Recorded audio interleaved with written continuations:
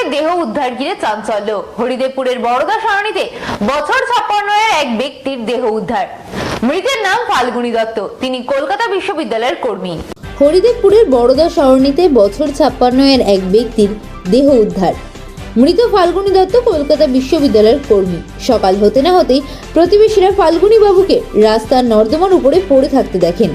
খবর দেওয়া হয় পুলিশে। হরিদেবপুর থানার পুলিশ এসে দেহ উদ্ধার করে ময়না তদন্তের জন্য পাঠায়।